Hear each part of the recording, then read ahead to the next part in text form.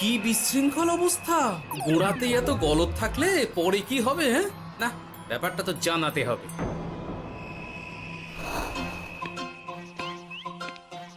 এই তো মহারাজের প্রিয় গোপালও চলে এসেছে।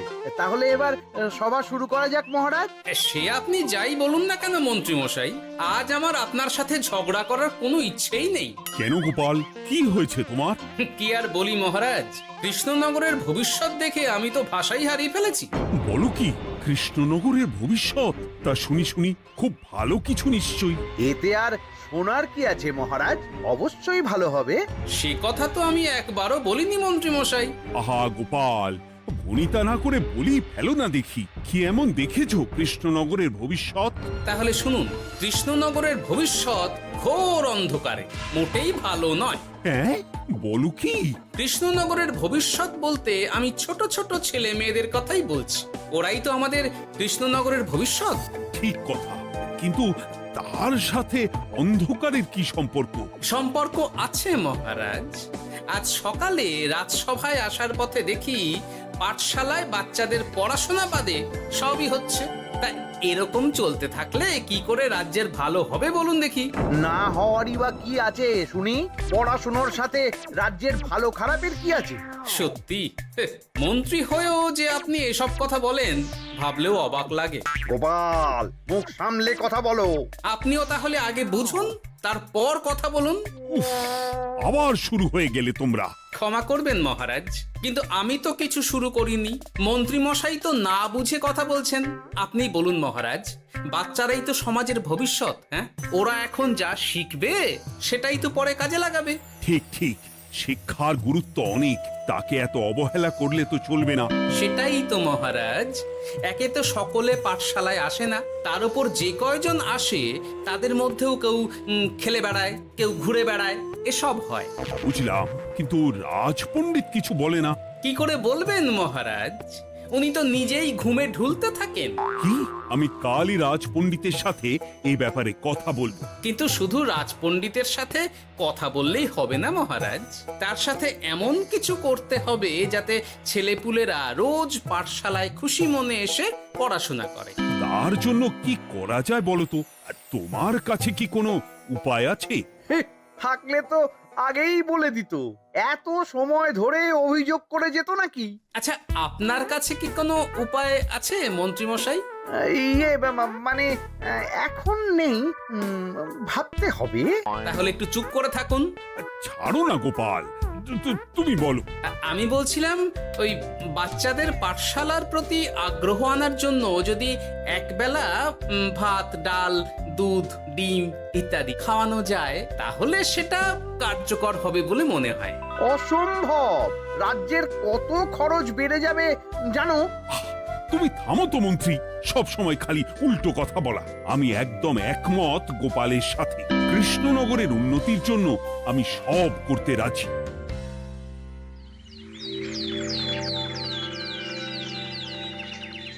তোমার কিছু বলার আছে পণ্ডিত পাঠশালার এই অব্যবস্থার ব্যাপারে? আজ্ঞে মহারাজ, অনেক ভোরে উঠি তো, তাই একটু চোখ লেগে যায় আর কি। চোখ লাগারও আর সময় পেল না তোমার? পড়ানোর সময়ই চোখটা লাগতে হলো। যাই হোক, যা হওয়ার হয়ে গেছে, আর যেন এমন না হয় সেটা কিন্তু মাথায় রেখো। আজ্ঞে মহারাজ, কথা দিচ্ছি আর কোনোদিন পড়ানোর সময় ঘুমোবো না। বেশ, আর মন্ত্রী, তোমার ওপর একটা দায়িত্ব আছে। বলুন মহারাজ। তুমি পাঠশালাতে পড়াশোনা শুরু করতে পারবে এমন বয়সী সকল বাচ্চাদের মোট সংখ্যাটা জেনে কোনো দোকানদারের কাছে গিয়ে সেই পরিমাণ শস্যপাতি আর ডিমের বায়না দিয়ে আসবে। আর হ্যাঁ, একজন ভালো রান্নার ঠাকুর জোগাড় করো। যথাজ্ঞা। আরে বাস, এ তো দারুণ সুযোগ। এই ফাঁকে আমারও কিছু লক্ষ্মী লাভ হতে পারে। গোপাল, তোমারও একটা দায়িত্ব আছে। হ্যাঁ, বলুন মহারাজ। মন্ত্রী যে দোকানদারের কাছে সব জিনিসপত্র বায়না দেবে সেখান থেকে জিনিসপত্রগুলো নিয়ে তুমি রোজ পাঠশালায় পৌঁছে দেবে, কারণ এসব ব্যাপারে মন্ত্রীর ওপর আমার ভরসা নেই। ঠিক আছে মহারাজ। ও, মহারাজের বেশি বেশি বলে কিনা আমার ওপর ভরসা নেই। সব জোগাড় করব আমি, আর শেষ বাজিটা মারবে গোপাল। আরে না, ভালোই হলো। আমি যদি কিছু করিও তবু দোষ পড়বে গোপালেরই উপর। কি ব্যাপার, মন্ত্রী মশাই কিছু বললো না এটা শুনে? কি ভাবছে এত? ঠিকই বলেছেন মহারাজ, এসব কাজ গোপালই ভালো করতে পারবে। বাবা, ওভাবে কেন বলছো গোপাল? আমিও তো চাই কৃষ্ণনগরের ভালো হোক। বেশ, ভালো হলেই ভালো। শোনো ঠাকুর, তাহলে ওই কথাই রইলো। দেখো যেন কোনো ভুলচুক না হয়। ঠিকঠাক কাজ করলে ভালো বকশিস পাবে, কেমন? হ্যাঁ হুকুম, কোনো ভুল হবে না। পাথর ভেঙে এক বস্তা কাঁকর আমি তৈরি করেই এনেছি, আর অর্ধেক দুধে অর্ধেক জল মেশানো আর ডিম সরানো, এই তো সব হয়ে যাবে। হ্যাঁ, তবে দেখো গোপাল যেন এর টের না পায়। না না হুকুম, দু গোপাল কেন, কাকপক্ষীও টের পাবে না।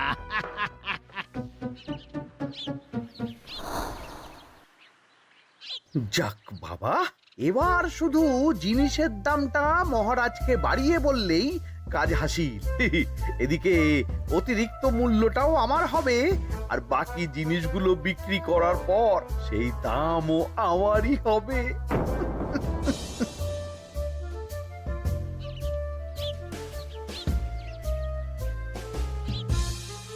কই রে, কোথায় যাচ্ছিস সব তোরা? কাল থেকে অবশ্যই সব পাঠশালায় যাস, কিন্তু বন্ধুদেরও বলিস যেতে। ভাত, ডিম, দুধ, আরো কত কি ভালো ভালো সব খাবার দেওয়া হবে রে। তাই ডিমও দেবে? হ্যাঁ রে, মহারাজ এই নতুন নিয়ম করেছেন। আমি নিজে গিয়ে জিনিসপত্র দিয়ে আসবো। কি মজা, আমি তো তাহলে রাত যাব পাঠশালা। আমিও যাব। বেশ দারুণ ব্যাপার হলো তো, এবার তো রোজ পাঠশালা যেতেই হবে। আচ্ছা বেশ, এবার চলি তাহলে।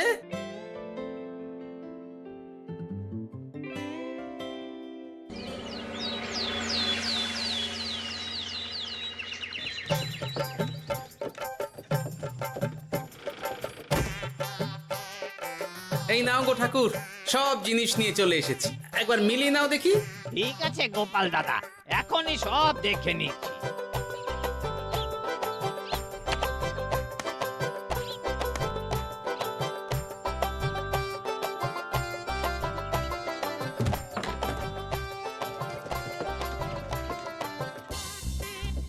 যাক বাবা, গোপাল দাদা গেছে। এবার মন্ত্রী মশাইয়ের কথা মতো সব করলেই কেল্লা ফতে।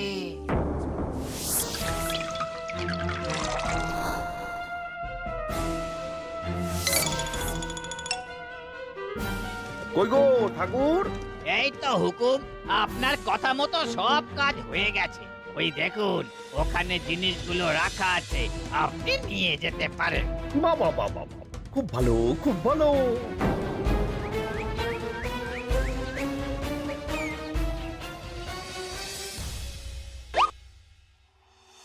ও কি, অর্ধেক ডিম দিলে যে, বাকিটা কোথায়? কিসের বাকি? ডিমটা অমনি দেখতে। বললেই হলো, ডিম কখনো অর্ধেক হয়? বাকিটা কোথায় বলো, নইলে কিন্তু। আরে বাবা, তুমি ডিম খেতে খুব ভালোবাসো বুঝি? হ্যাঁ তো। তাহলে এটা জানো না যে অর্ধেক ডিমের দ্বিগুণ শক্তি হয়? সত্যি? হ্যাঁ, তা নয় তো কি মিথ্যে? ওই জন্যই তো আমি তোমাদের সকলকে অর্ধেক ডিম দিই। আরে বাস, এটা তো আমরা কেউই জানতাম না। ঠিক আছে, আমি আমার সকল বন্ধুকে এটা জানাবো। যাক বাবা, বিশ্বাস করলো তবে, নইলে আর একটু হলেই ধরা পড়ে যেতাম।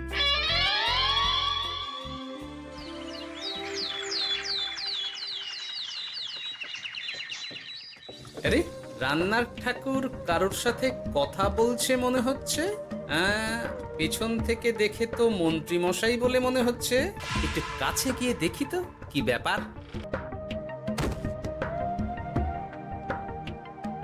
আরে গোপাল দাদা যে, তোমার কথাই ভাবছিলাম, আর দেখো তুমি চলে এলে।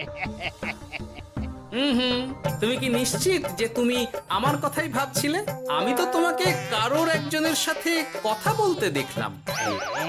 আবার মন্ত্রী মশাইকে দেখে ফেলেনি তো? কথাটা বেফাঁস হয়ে যাওয়ার আগে আমাকে কথা ঘোরাতে হবে। কি গো বলো, এত কি ভাবছো? হ্যাঁ, ইয়ে, না না, এতে ভাবার আর কি আছে? কেউ না কারোর সাথে কথা বলিনি। আমি তো একাই ছিলাম। তুমি বোধহয় ভুল দেখেছো। হ্যাঁ, ভুলই হবে। কি ব্যাপার? ঠাকুর এভাবে বলছে কেন? তাহলে কি সত্যি ভুল দেখলাম নাকি অন্য কোনো ব্যাপার আছে? না, পরে দেখতে হচ্ছে। ঠিক আছে, এই আমি যাই গো। হ্যাঁ, অনেক কাজ আছে। হুম, না না না, ঠাকুর যতই বলুক না কেন কেউ ছিল না সেখানে, তবু মনটা কেমন যেন খটকা লাগছে। যাই হোক, মনে হওয়া নিয়ে তো আর কিছু করা যাবে না। এখন যাই কাজে। তা মন্ত্রী, পাঠশালায় রোজ ভালো মানের আনাজপাতি যাচ্ছে তো? আগে হ্যাঁ মহারাজ, আমি তো ভালো মানেরই সব চাল ডালের বায়না দিয়েছি। কথা মতো তো সেগুলোই পাঠানোর কথা। তবে বাকিটা গোপাল জানে। মানে গোপাল জানে মানে ঠিক কি বলতে চাইছেন আপনি মন্ত্রী মশাই? না মানে জিনিসগুলো সব নিয়ে তো তুমিই যাও, তাই আর কি। সেটাও করতে হচ্ছে, কারণ মহারাজ আপনার উপর ভরসা করতে পারেন না। আহ গোপাল, ঠিক আছে, আমি বুঝতে পেরেছি। মন্ত্রী, সপ্তাহে সপ্তাহে জিনিসের দাম মিটিয়ে দিচ্ছ তো? হ্যাঁ হ্যাঁ, আগের সপ্তাহের দাম মিটিয়ে দিয়েছি, কিন্তু পরেরটা বাকি। আর মহারাজ বলছিলাম কি, পরের মাস থেকে জিনিসের দাম একটু বাড়তে পারে। কি হলো? মন্ত্রী মশাইয়ের এই ব্যাপারটা কেমন যেন লাগলো না, চোখে চোখে রাখতেই হবে।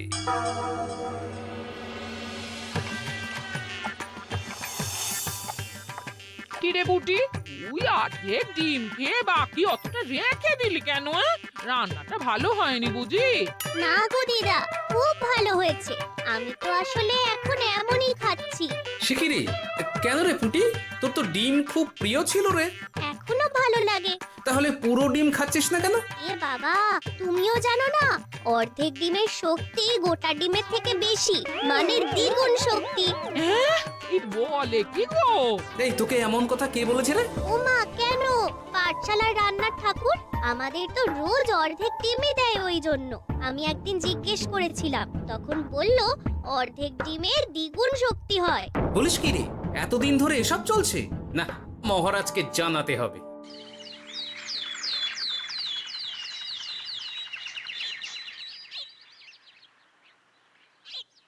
আরে গোপাল এত সকাল সকাল রাজবাড়ির দিকে যাচ্ছে কেন? গিয়ে আড়াল থেকে দেখি তো।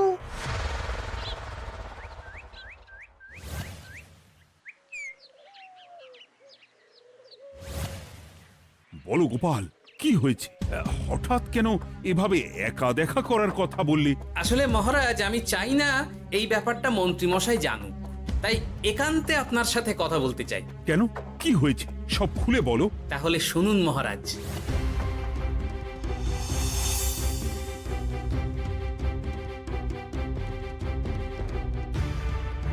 কি সাংঘাতিক ব্যাপার!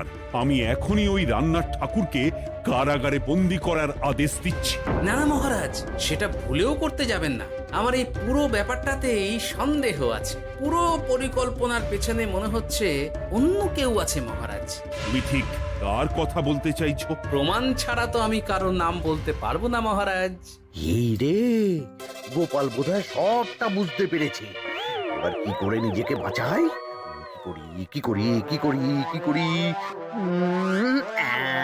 পেয়েছি।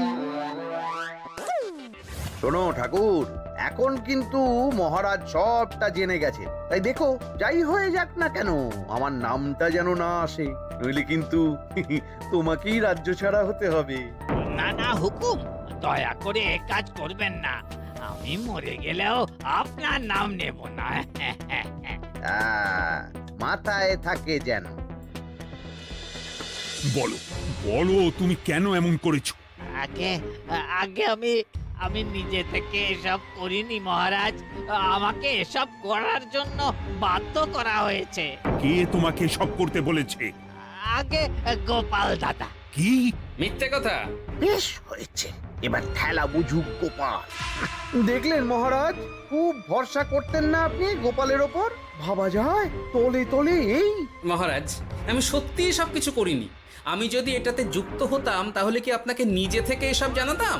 দেখো গোপাল, এখন এসব কথা বলে কোনো লাভ নেই। সবাই জানে তোমার মাথায় কত বুদ্ধি। তুমি ইচ্ছা করে আগে গন্ডগোল করে তারপর সেটা ঢাকতে নিজে থেকে এসব বলছো। গোপাল, তুমি সত্যি করেছো কি করনি সেটা কিন্তু তোমাকেই প্রমাণ করতে হবে। এটা যেমন সত্যি যে এসব যে ঘটছে সেটা তুমি আমায় জানিয়েছো প্রথম, তেমনি এটাও সত্যি যে প্রতিদিনের শস্যের বস্তা তুমি নিয়ে যাও পাঠশালায়, তাই তোমাকেও যে সন্দেহের তালিকা থেকে বাদ দেওয়া যাবে না। বেশ, তাহলে আমি প্রমাণ জোগাড় করেই তবে এই রাজসভায় পা দেব।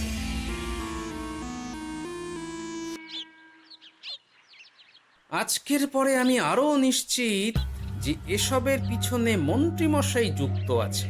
এবার শুধু ওনাকে হাতে নাতে ধরার ব্যবস্থা করতে হবে। ও কি দাদু, তুমি এই সময় বাড়ি ফিরছো? হ্যাঁ রে, তোর দাদুকে আর চোরের অপবাদ দিয়েছে, তাই প্রমাণ জোগাড় না করে আমি রাজসভায় যাব না। কি বললি? তোমাকে কে চোরের অপবাদ দিয়েছে? কে আবার? ওই মন্ত্রী? কিন্তু আমার সন্দেহ হচ্ছে যে আসল চোর ওই মন্ত্রী। বাস, তাহলে আর চিন্তা কি? আমরা আছি তো, মন্ত্রীর ওপর নজর রেখে তোমাকে সব খবর দিয়ে যাব। হ্যাঁ দাদু, আমারও অনেক রাগ হয়েছে। এতদিন মিথ্যে বলে আমাদের অর্ধেক ডিম খাইয়েছে। আমি এটা কিছুতেই মানতে পারছি না। এবার সত্যিটা সবার সামনে আসবেই।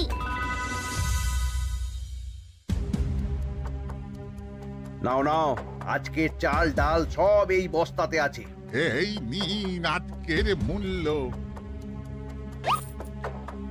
দেখো, অর্থটা কিন্তু বড় কথা নয়। তোমার যে রোজ বিক্রি বাট্টা বেড়ে গেছে, আর তার জন্যই তোমার তো আমাকে মিষ্টি খাওয়ানো উচিত। একদম, আমি কালই আপনাকে মিষ্টি খাওয়াবো, একদম পাকা কথা। তাহলে আজ চলি, কাল দেখা হবে।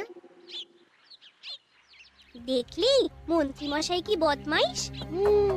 চল এখনই গিয়ে গোপাল দাদুকে সব বলি।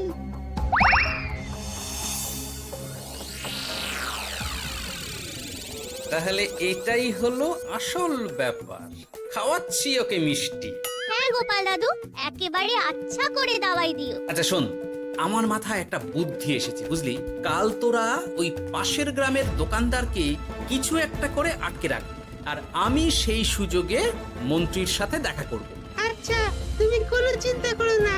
ঠিক আছে, তোরা এখন যা, আমিও একবার মহারাজের সাথে দেখা করে আসি।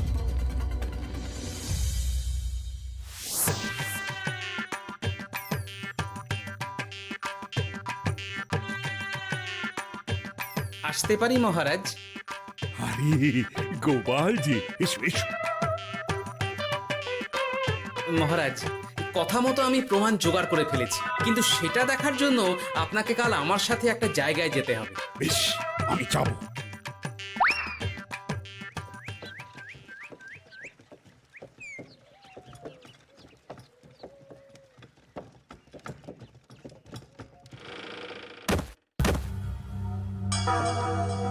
এই কি, তুমি কে? আগে আমি মালিকের খুব বিশ্বস্ত কর্মচারী। আজ সকালে মালিক একটা অন্য কাজে ব্যস্ত হয়ে পড়েছে, তাই আমাকে পাঠালো। কিন্তু কথা মতো আপনার জন্য মিষ্টি পাঠিয়েছে। এই তাই নাকি? দাও দাও দাও দাও, শুনেছি তোমাদের গ্রামের মিষ্টিও নাকি খুব ভালো। হ্যাঁ, ওই আর কি। নিন।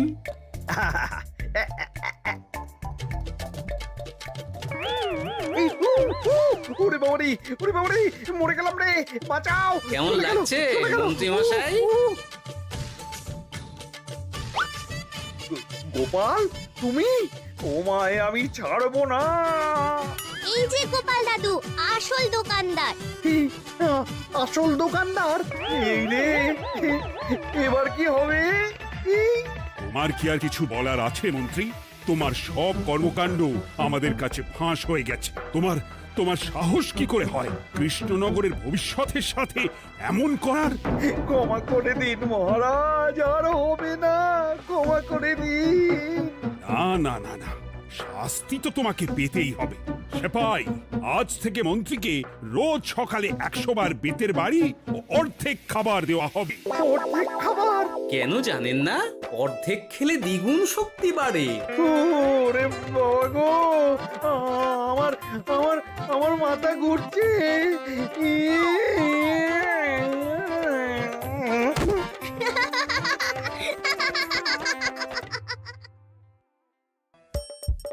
হাসির রাজা, জ্ঞানের রাজা, রসিক রাজা।